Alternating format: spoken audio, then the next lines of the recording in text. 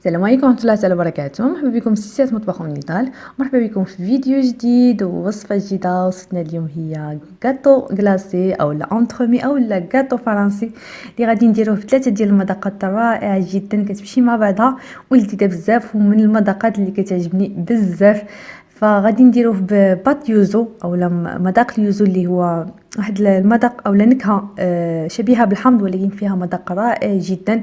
فاذا كنتم عمركم ما جربتوها فحاولوا انكم تاخذوها وتجربوها لانه فعلا كتجي يعني جربوها في كيك او في اي حاجه سورتو الا كان كيعجبكم مذاق الحمض. غادي نديروها ايضا بالمندرين وهذا وقت المندرين وغادي نديروها بالشوكولا فمذاقات اللي كتمشي مع بعضها كما قلت لكم يعني ندير هذا الوقت البارد يعني غاطو هو في نفس الوقت كلاصي ولكن نقدروا ناخذوه في هذا الوقت.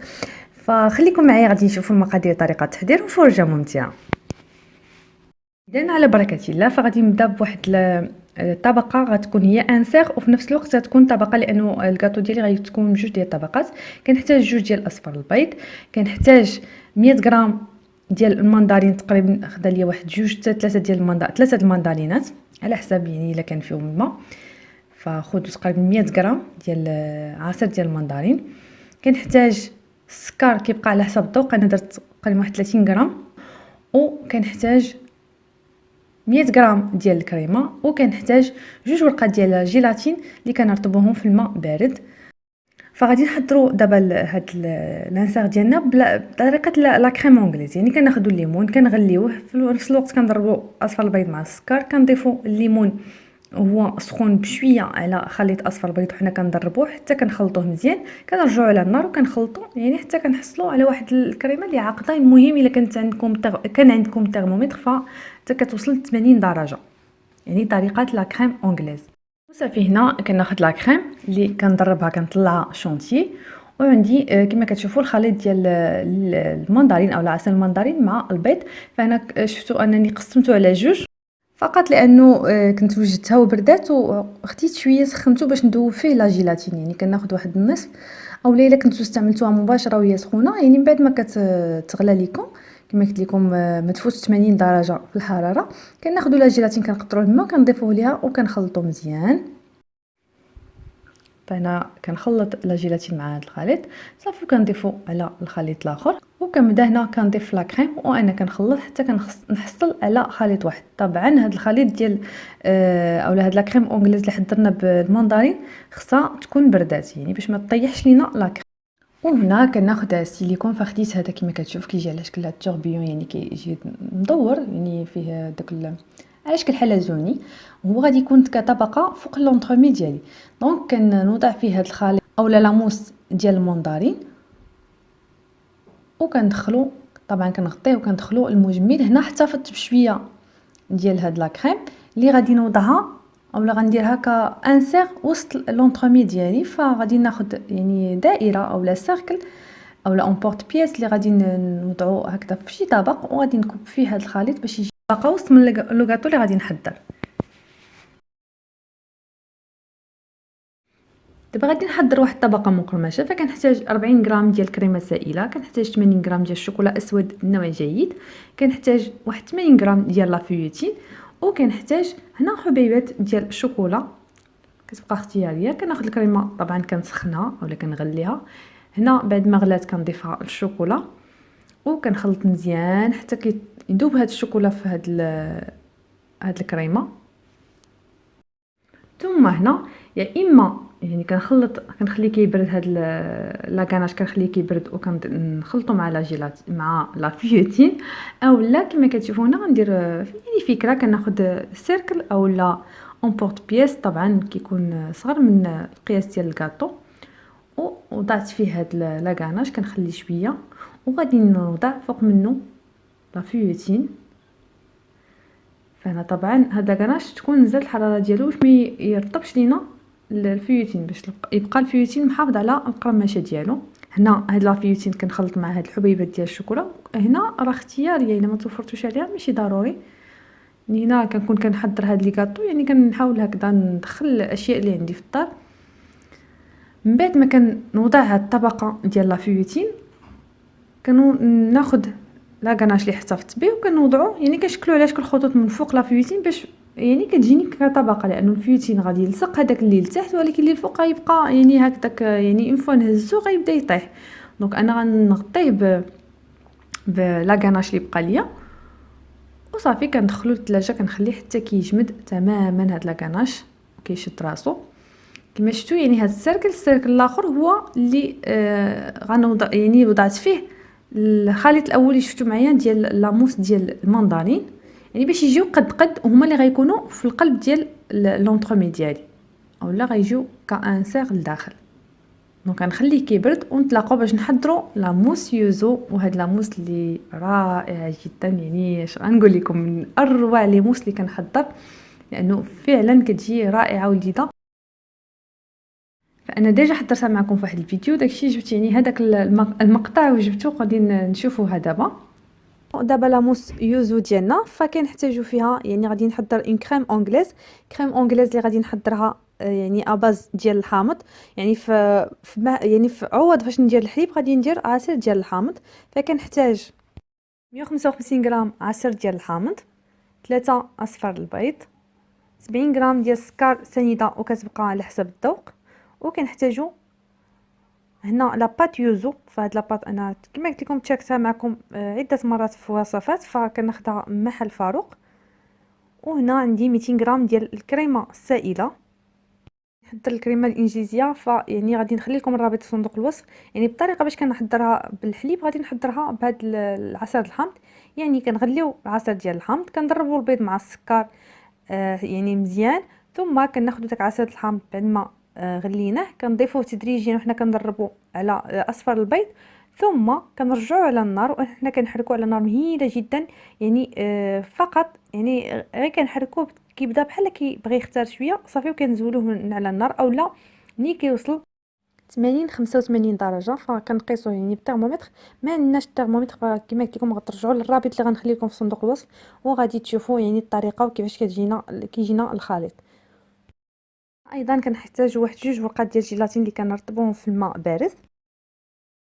وهذه لا كريم اونغليز ديالنا بعد ما حضرناها وهي سخونه كنضيف ليها واحد نص معلقه ديال هاد لاباط يوزو، وكنصفي اولا كنقطر هاد الجيلاتين من الماء مزيان وكنضيفو. فكما قلت لكم يعني كتكون باقا سخونه باش هكذا الجيلاتين كيذوب لينا في هاد الخليط اولا في هاد لا كريم اونغليز. هنا الا ما توفرناش على هاد لاباط يوزو فممكن انكم يعني فقط تكتفيوا بهذا الحامض، او لا كتزيدوا النكهه ديال الحامض.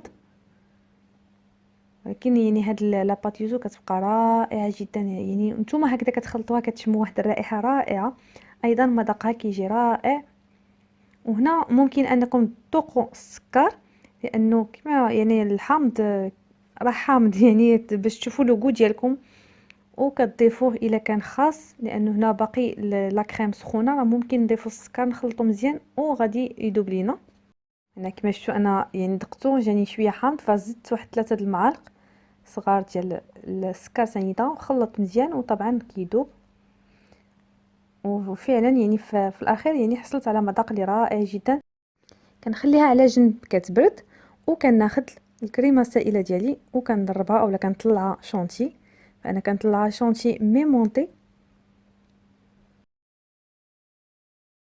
ثم كنخلط هنا بين الخليطين اللي هو الشونتي ديالنا مع لا كريم اونغليز اللي حضرناها بالحامض.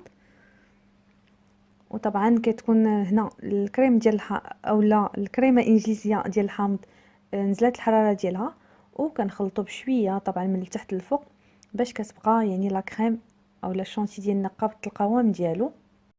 فكما كتشوفوا هذه هي اللي حضرت، فرائعه رائعه جدا. نتوما كتحضروها يعني كتشموا ديك الريحه ديال اليوزو. بالنسبه باش الطريقه باش حضرت يعني لا كريم اونغليز بالحامض هي نفس الطريقه اللي غديروا بالمندرين، يعني ما كنبغيش هكا نعاود باش ما يطولش لينا الفيديو. دونك هيا دابا لا موس يوزو واجده عندنا. خديت يعني المول اللي غادي نستعمل هو اللي كتشوفوا اللي الاسم ديالو اكليبس، يعني هذا هو الاسم ديالو. فديجا شاركت معكم وصفات به.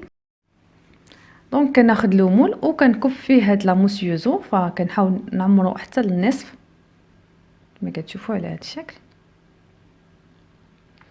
وكناخذ لي زانسيغ اللي حضرت، يعني كناخذ لانسيغ ديال المندرين هما هادو كما كتشوفوا. وخديت يعني كناخذ هذيك الطبقه المقرمشه كما شفتوا، يعني وضعتهم بنفس الاطار باش ملي غنبقاو نقطعوها يجيونا يعني بنفس القياس في الوسط ديال لو غاطو.